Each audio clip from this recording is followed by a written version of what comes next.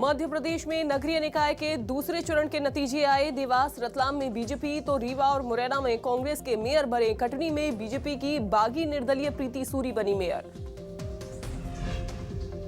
निकाय चुनाव में कांग्रेस और बीजेपी ने किए अपनी अपनी जीत के दावे। बीजेपी दफ्तर में सीएम शिवराज तो पीसीसी दफ्तर में कमलनाथ ने मनाया जश्न।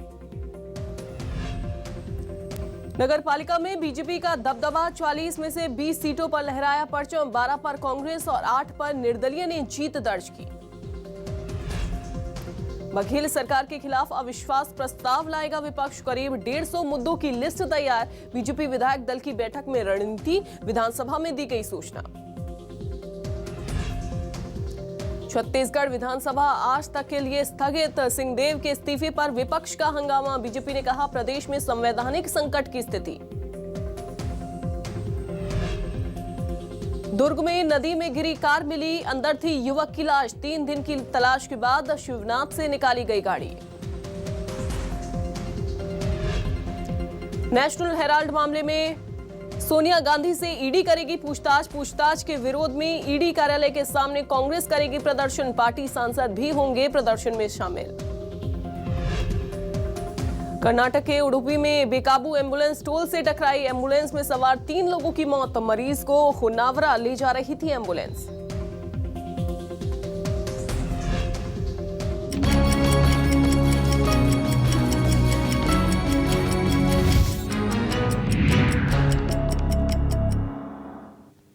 नमस्कार, बहुत स्वागत है आप सभी का। मैं हूं आपके साथ अंजलि सिंह। मध्य प्रदेश में आज से बूस्टर डोज का महाअभियान शुरू होने जा रहा है। मुख्यमंत्री शिवराज सिंह चौहान अभियान की शुरुआत करेंगे। 30 दिसंबर तक बूस्टर डोज का अभियान चलाया जाना है। हर 15 दिन में टीकाकरण के लिए ये महाअभियान चलेगा। केंद्र ने 75 दिनों के लिए फ्री किया है बूस्टर डोज। तो देखिए, बूस्टर डोज लगवाना अब यहाँ पर अनिवार्य हो जाएगा, जो कि महाअभियान का आगाज जो है वो होने जा रहा है। अब तक जितने लोगों ने बूस्टर डोज नहीं लगवाई है उनके लिए अच्छा मौका है, क्योंकि महाअभियान की शुरुआत जो है वो होने जा रही है। 30 दिसंबर तक बूस्टर डोज का अभियान चलेगा। केंद्र ने 75 दिनों के लिए बूस्टर डोज फ्री भी कर दी है। हर 15 दिन में टीकाकरण के लिए महाअभियान चलाया जाना है। मुख्यमंत्री शिवराज सिंह चौहान इस अभियान की शुरुआत करेंगे और आज से मध्य प्रदेश में बूस्टर डोज का अभियान शुरू होने जा रहा है। जितने लोगों ने अभी तक बूस्टर डोज नहीं लगवाई है उनके लिए खास मौका है कि वो बूस्टर डोज लगवा सकते हैं, क्योंकि अभियान की शुरुआत हो रही है। हालांकि ये भी देखना होगा कि बूस्टर डोज अभियान की शुरुआत आज जब मुख्यमंत्री शिवराज सिंह चौहान करेंगे उसके बाद कितने लोगों को बूस्टर डोज लगती है और कितने लोग अभी फिलहाल बचे हुए हैं बूस्टर डोज लेने से। वहीं दूसरी तरफ अगर ये भी देखा जाए कि थोड़े बहुत कोविड के जो आंकड़े हैं वो भी बढ़ रहे हैं। हालांकि लोगों ने पहला डोज कोविड का ले लिया है, दूसरा डोज कोविड का ले लिया, लेकिन बूस्टर डोज लेना भी यहाँ पर अनिवार्य कर दिया गया है। बूस्टर डोज भी लेना आपके लिए बेहद जरूरी है। इसलिए मध्य प्रदेश में बूस्टर डोज अभियान की शुरुआत होने जा रही है। मुख्यमंत्री शिवराज सिंह चौहान अभियान की शुरुआत करेंगे। अमृतांशी हमारे साथ जुड़ गई हैं। अमृतांशी, कितने बजे मुख्यमंत्री शिवराज सिंह चौहान बूस्टर डोज अभियान की शुरुआत करने वाले हैं? देखिए, मैं आपको बता दूं कि सुबह 9:30 बजे ये कार्यक्रम पूरा शुरू होने वाला है और मुख्यमंत्री शिवराज सिंह चौहान जो है आज बूस्टर डोज के महाटीकाकरण अभियान की शुरुआत करेंगे। मैं आपको बता दूं कि आज से ठीक 1 साल पहले महाटीकाकरण अभियान मध्य प्रदेश में शुरू हुआ था। 21 जुलाई का आज दिन है और आज से 1 साल पहले ये जो अभियान पूरा शुरू हुआ था, तब से जो अभियान शुरू हुआ था तो मध्य प्रदेश में कोविड वैक्सीन काफ़ी बड़ी संख्या में लोगों को लगाई गई थी और आज दोबारा एक अभियान यहाँ पर सीएम शिवराज शुरू कर रहे हैं। प्रोतिमा मलिक जो है महिला अस्पताल से टीकाकरण महाअभियान जो है, लेकिन वो ये है बूस्टर डोज का। देखिए, केंद्र सरकार की तरफ से जो बूस्टर डोज है उसे मुफ्त कर दिया गया है, क्योंकि ऐसा देखा गया था कि कई ऐसे लोग हैं, बड़ी संख्या में ऐसे लोग थे जो कि बूस्टर डोज लगवाने नहीं पहुंच रहे थे, क्योंकि उसके लिए उन्हें पैसे देने पड़ रहे थे। जिसको देखते हुए कोविड से सुरक्षा के लिए है मध्य प्रदेश समेत पूरे देश में बूस्टर डोज को फ्री कर दिया गया है और इसी को लेकर मध्य प्रदेश में एक खास अभियान चलाया जाने वाला है, जिसकी राज्य स्तरीय शुरुआत आज सीएम शिवराज सिंह चौहान करते हुए नजर आएंगे। ये इसलिए भी ज्यादा खास है अंजलि क्योंकि हमने देखा है कि कोविड के केसेस में कहीं ना कहीं बढ़ोतरी हुई है और लोग बूस्टर डोज लगवाने से बच रहे थे, लेकिन ये जरूरी हो गया है, इसलिए यहाँ पर टीकाकरण अभियान चलाकर सीएम शिवराज अपील कर रहे हैं कि लोग बूस्टर डोज लगवाएं और खुद का कोविड से बचाव करें। 75 दिन तक ये अभियान चलाया जाने वाला है और 30 सितंबर तक ये अभियान जारी रहेगा और बीच में कई ऐसे दिन पड़ेंगे जिस दिन बड़े महा टीकाकरण अभियान के दिन उन दिनों को घोषित किया जाएगा और सीएम शिवराज के समेत जितने भी जो मंत्री हैं, स्वास्थ्य मंत्री, चिकित्सा शिक्षा मंत्री की बात करें, वो भी इस अभियान में शिरकत करेंगे और लोगों से अपील करेंगे कि वो बूस्टर डोज जल्द से जल्द। और मुख्यमंत्री शिवराज सिंह चौहान जब अभियान की शुरुआत करेंगे अमृतांशी, तो देखना होगा कितने लोगों की भागीदारी इसमें देखने को मिलती है। ठीक है, आप बने रहिए, आगे भी अपडेट आपसे लेते हैं। अब आपको बता दें कि मध्य प्रदेश में बारिश का दौर भी लगातार जारी है। भारी बारिश को लेकर येलो अलर्ट जारी किया गया है, जो आज सागर हो गया। इसके अलावा ग्वालियर संभाग में अलर्ट जारी कर दिया गया है। कटनी, डिंडोरी, जबलपुर, मंडला में भी अलर्ट जारी हुआ है। अगले कुछ दिनों तक फिलहाल मौसम में बदलाव नहीं होगा, तो बारिश का दौर जो है वो जारी रहने वाला है। भोपाल की सड़कों की तस्वीरें कुछ दिन पहले हमने आपको दिखाई, किस तरीके से लबालब यहाँ पर पानी में जो सड़कें थी वो हो गई थी। हालांकि अभी फिलहाल क्या स्थिति बनी हुई है, अमृतांशी से हम जान लेते हैं। अमृतांशी, मौसम में फिलहाल कुछ दिनों के लिए बदलाव नहीं होने वाला है, लेकिन क्या अलर्ट जारी किया गया है मौसम विभाग की ओर से? देखिए, मध्य प्रदेश की अगर हम बात करें तो मध्य प्रदेश के कई जिलों में बारिश को लेकर येलो अलर्ट जारी कर दिया गया है और उसके बाद अगर हम राजधानी भोपाल की बात करें तो पिछले 2 दिन से यहाँ मौसम साफ देखने को मिल रहा है। हालांकि थोड़ी बहुत बारिश देर रात यहाँ पर देखने को मिलती है, लेकिन फिलहाल भारी बारिश का दौर यहाँ पर रखा हुआ है। पीछे मौसम देख सकते हैं, यहाँ पर फिलहाल जो मौसम है वो सुबह सुबह खुला हुआ है। हालांकि कई दिनों से देर रात बारिश का दौर जारी था, लेकिन आज सुबह अचानक मौसम खुला हुआ है और मौसम विभाग ने ये पूर्वानुमान जारी किया है कि राजधानी भोपाल समेत कई जिलों में जो है मौसम में परिवर्तन देखने को नहीं मिलेगा। हालांकि नर्मदापुरम संभाग में रेड से अब येलो अलर्ट जो है वो जारी कर दिया गया है और येलो अलर्ट इसलिए भी जारी कर दिया गया है क्योंकि देखिए कुछ जगहों पर वेदर सिस्टम अभी भी एक्टिव है। जैसे हम कटनी, जबलपुर, मंडला, डिंडौरी की बात करें, नर्मदापुरम, सागर, ग्वालियर संभाग की बात करें तो यहाँ पर जो है बारिश का वेदर सिस्टम एक्टिव है, तो यहाँ पर येलो अलर्ट जारी कर यहाँ पर हम देख सकते हैं कि थोड़ी बहुत बारिश देखने को मिलेगी। हालांकि बारिश का कहर मध्य प्रदेश में देखने को मिला, लेकिन राजधानी भोपाल की जैसे कि आप देख रहे हैं मौसम फिलहाल खुला हुआ है, धूप निकल कर आई है, लेकिन ये जो उमस है ये लोगों को परेशान करती है। हालांकि देर रात बारिश का दौर दोबारा देखने को मिल सकता है, लेकिन अभी आने वाले 4 से 5 दिनों में मौसम का फिलहाल कोई कड़ा रुख देखने को हमें यहाँ पर नहीं मिलेगा, लेकिन कुछ जगहों पर येलो अलर्ट रहेगा और मध्य प्रदेश में बारिश का दौर तो लगातार जारी रहेगा ही। जी बिल्कुल ठीक है, बारिश का दौर जारी रहने वाला है, लेकिन मौसम में कब तब्दीली होगी वो भी देखना होगा। ठीक है अमृतांशी, आप बने रहिए। अगली खबर का रुख कर लेते हैं और अब आपको बता दें कि बारिश के बीच बीमारियों का खतरा भी लगातार बढ़ा है। डेंगू हो गया, मलेरिया हो गया, चिकनगुनिया हो गया, उसको लेकर स्वास्थ्य विभाग ने अलर्ट जारी किया है। रोकथाम के लिए एहतियात पर जोर देने के निर्देश दिए हैं। स्वास्थ्य मंत्री ने टास्क फोर्स की बैठक में ये जरूरी कुछ दिशा निर्देश दिए। तो लगातार जैसे जैसे मौसमी बीमारियां हैं वो शुरू होती हैं, इसको लेकर कुछ जरूरी दिशा निर्देश भी दिए जाते हैं रोकथाम के लिए। अमृतांशी का रुख कर लेते हैं। अमृतांशी, क्या जरूरी दिशा निर्देश यहाँ पर दिए गए हैं? टास्क फोर्स की बैठक में भी कुछ जरूरी दिशा निर्देश दिए गए, क्या कहा गया मौसमी बीमारियों को लेकर? देखिए, मौसमी बीमारियां जो है बारिश के आते ही यहाँ पर शुरू हो जाती हैं। सबसे ज़्यादा अगर कुछ पनपता हुआ यहाँ पर दिखता है तो है वो डेंगू और मलेरिया। डेंगू और मलेरिया जैसी बीमारियां जो है बारिश के पानी जमा होने से फैलने लग जाती हैं और इसी को लेकर स्वास्थ्य मंत्री प्रभुराम चौधरी ने निर्देश जारी कर दिए हैं कि ऐसी बीमारियों को लेकर जो स्वास्थ्य विभाग है वो सबसे ज़्यादा अलर्ट पर रहे। टास्क फोर्स की यहाँ पर जो है समिति गठित कर दी गई है, उनकी बैठक भी हुई है और यही उसमें निर्देश दिए गए हैं कि लोगों से सीधा संपर्क में आकर उन्हें दिशा निर्देश दिए जाएँ, उनसे बातचीत की जाए और उन्हें बताया जाए कि ये मौसमी बीमारियां कितनी ज्यादा हानिकारक उनके लिए साबित हो सकती हैं।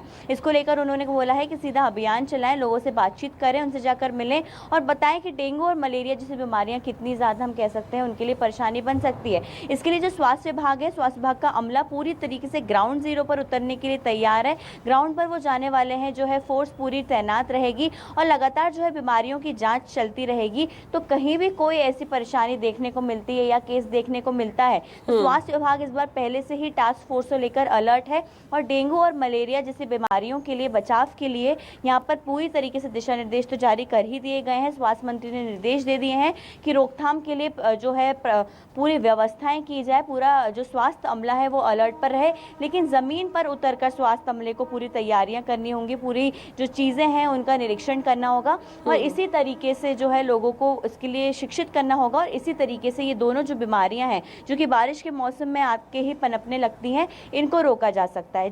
जी बिल्कुल सही कहा आपने कि थोड़ा सा यहाँ पर एहतियात बरतने की भी ज़रूरत है। अगर एहतियात बरते जाएंगे तो बीमारियों से दूर रहा जा सकता है। ठीक है अमृतांशी, आप बने रहिए।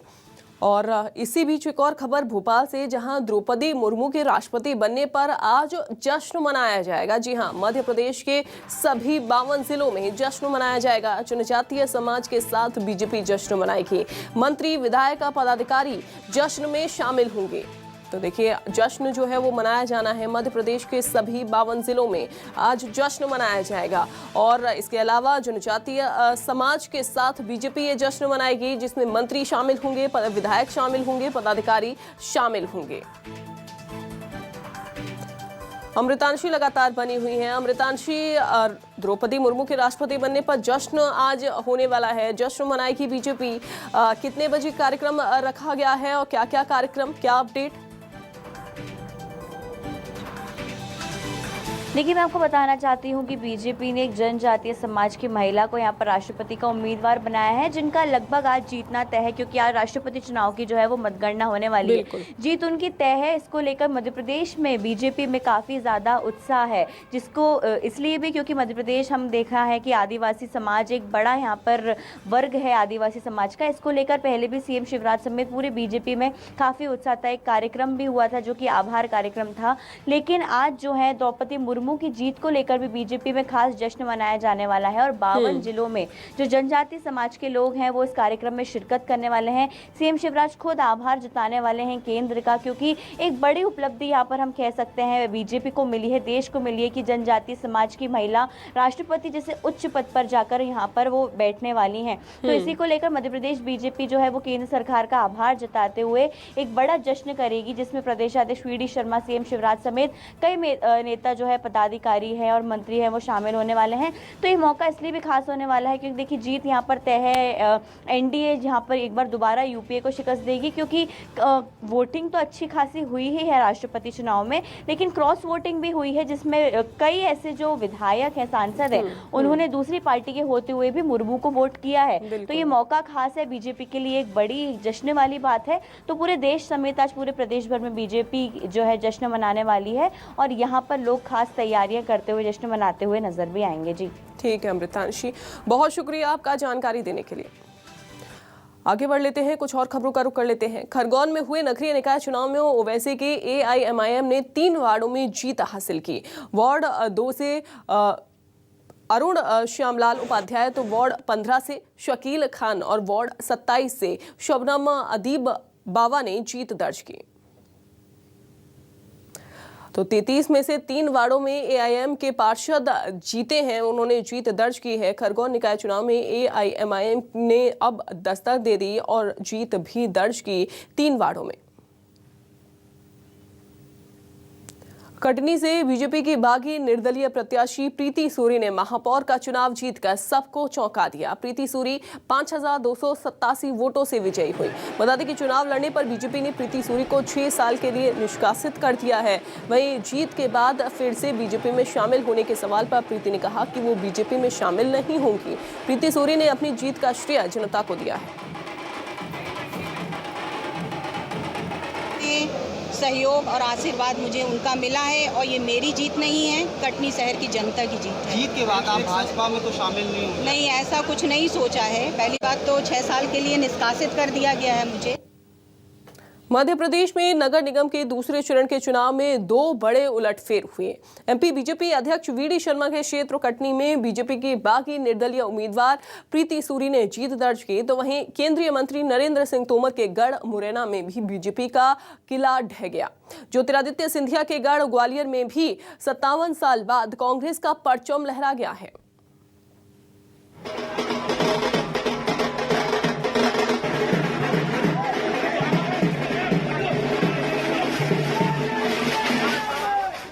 2018 विधानसभा चुनाव में हार का स्वाद चख चुकी बीजेपी के लिए 2023 में सत्ता के सिंहासन के लिए चिंता और चिंतन अब बेहद जरूरी हो गया है।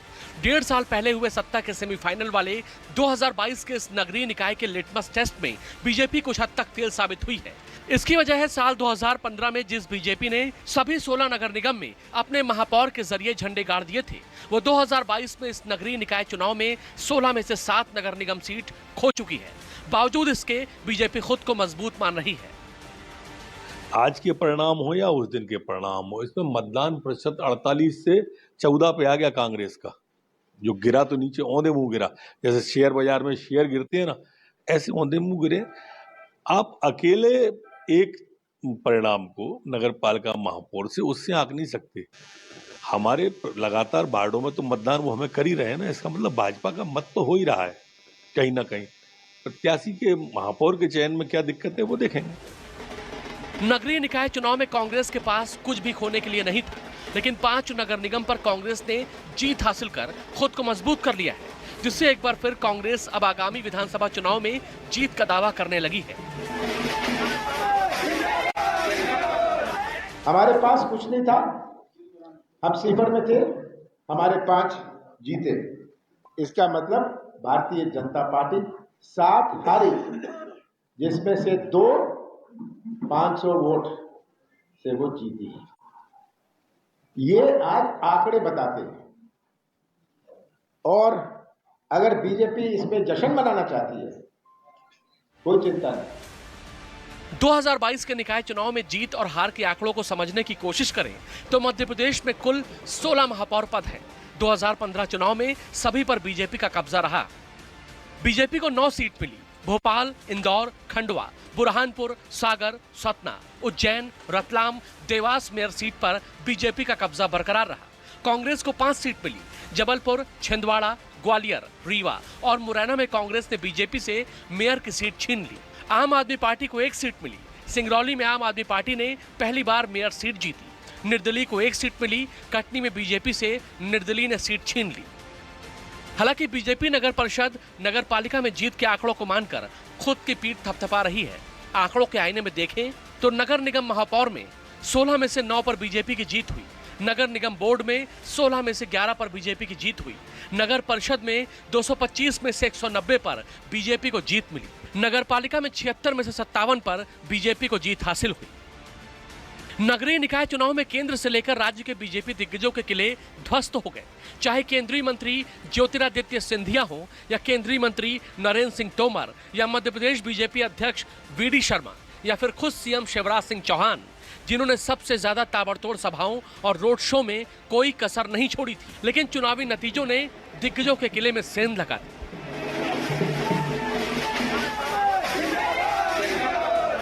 ज्योतिरादित्य सिंधिया के गढ़ ग्वालियर में 57 साल के बाद कांग्रेस ने बाजी पलटी। कांग्रेस की महापौर प्रत्याशी शोभा सिकरवार ने जीत हासिल की। केंद्रीय मंत्री नरेंद्र सिंह तोमर के गढ़ मुरैना में महापौर पद पर कांग्रेस ने कब्जा किया। कांग्रेस की शारदा सोलंकी जीती। बीजेपी अध्यक्ष जेपी नड्डा के ससुराल जबलपुर में 18 साल के बाद महापौर पद पर कांग्रेस के महापौर प्रत्याशी जगत बहादुर जीते। कमलनाथ के गढ़ में 18 साल के बाद कांग्रेस का कमबैक हुआ। कांग्रेस के महापौर प्रत्याशी विक्रम आहाके की जीत हुई। रीवा में 24 साल बाद कांग्रेस ने बीजेपी से महापौर का पद छीन लिया। कांग्रेस के महापौर प्रत्याशी अजय मिश्रा की जीत हुई। मध्य प्रदेश बीजेपी अध्यक्ष वीडी शर्मा के संसदीय क्षेत्र खजुराहो के इकलौते नगर निगम कटनी में बीजेपी के बागी निर्दलीय प्रत्याशी प्रीति सूरी की जीत हुई। सिंगरौली नगर निगम में पहली बार आम आदमी पार्टी ने दमदार एंट्री की। आपकी महापौर प्रत्याशी रानी अग्रवाल ने जीत हासिल की। बहरहाल मध्य प्रदेश में 5वीं बार सत्ता में आने का सपना देख रही बीजेपी के लिए महापौर पद के नतीजे सपने पर पानी फेर सकते हैं।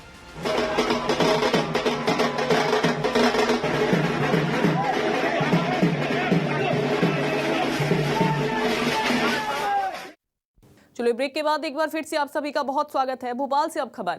जीएमबी आतंकी केस में एनआईए ने कार्रवाई की। बिहार से एक और आतंकी को गिरफ्तार कर लिया है। अली अजगर नाम के आतंकी को गिरफ्तार किया गया। इंडिया और बांग्लादेश में कम्युनिकेशन का ये काम करता था। सोशल मीडिया पर जिहादी मटेरियल उपलब्ध भी कराता था ये आतंकी। वही एनआईए ऐशबाग से पकड़े गए आतंकियों के मामले की जांच भी कर रही है। आतंकियों ने मध्य प्रदेश को दहलाने की साजिश रची थी और अब इस पूरे मामले में कार्रवाई करते हुए एनआईए ने एक और आतंकी को गिरफ्तार कर लिया है।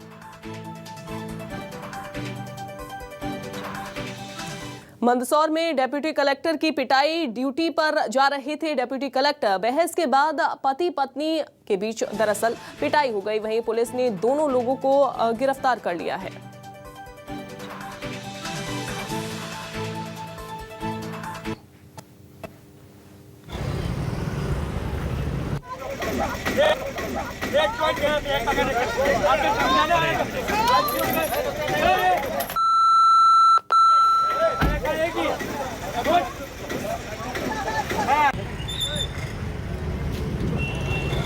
तो पुलिस ने इस पूरे मामले में दोनों लोगों को गिरफ्तार कर लिया है।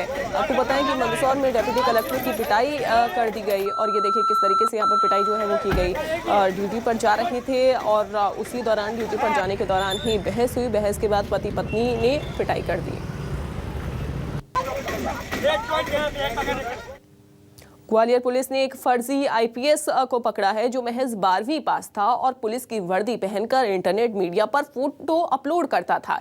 इसके बाद युवतियों से दोस्ती करता और उनको प्रेम जाल में फंसाता था, फिर रुपए भी ऐंठता था। पुलिस ने आरोपी को हिरासत में लेकर उससे पूछताछ शुरू कर दी है। पूछताछ में ये पता लगा है कि उसने कई युवतियों को इस तरह ठगा है। कुछ युवतियों से तो खाकी वर्दी पहनकर मिल भी चुका था। थाना थाड़ीपुर क्षेत्र का मामला है जिसमें कि सीएसपी मुरार ऋषिकेश मीना के द्वारा ये कार्रवाई कराई गई है और इसमें ये एक फेसबुक आईडी बना ली गई थी जिसमें कि एक जो आईपीएस है उनकी इम्पर्सोनेशन करते हुए एक व्यक्ति के द्वारा फेक आईडी बना ली गई और उसमें उस आईपीएस के फ़ोटो लगा दिए गए और वो बन के वो फेसबुक आईडी अपनी रन कर रहा था, लोगों से चैट करता था। इस आधार पर इम्पर्सोनेशन का मामला थाना थाड़ीपुर में पंजीबद्ध कर दिया गया आईपी सेक्शन 419 के तहत और आरोपी को जो गोलकगंज थाना क्षेत्र का रहने वाला है उसको गिरफ्तार कर लिया गया। भोपाल में पालतू कुत्ते को शौच कराने पर विवाद हो गया। कुत्ता घुमा रहे युवक और उसके पिता ने रिटायर्ड बैंक कर्मचारी के साथ मारपीट की। दरअसल रिटायर्ड बैंक कर्मचारी ने अपने घर के सामने कुत्ते को शौच कराने से रोका तो कुत्ते के मालिक ने उनके साथ मारपीट कर दी। मारपीट की घटना का वीडियो पीड़ित की बेटी ने बना लिया। पूरा मामला राजधानी भोपाल के पौष इलाके मिनाल रेसिडेंसी का है।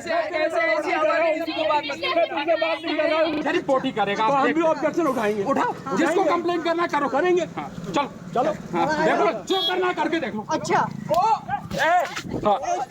ठीक है, आपको जिससे कंप्लेंट करना आप कर सकते हो। हम नहीं करते कंप्लेंट, देख लो फिर देख लेना। हेलो ऐसे हमारे इसी को बात नहीं करना होगा तो कुत्ते ने रिपोर्ट क्यों करी? ये मार रहे हैं, ये मार पड़ते हैं 70 साल की।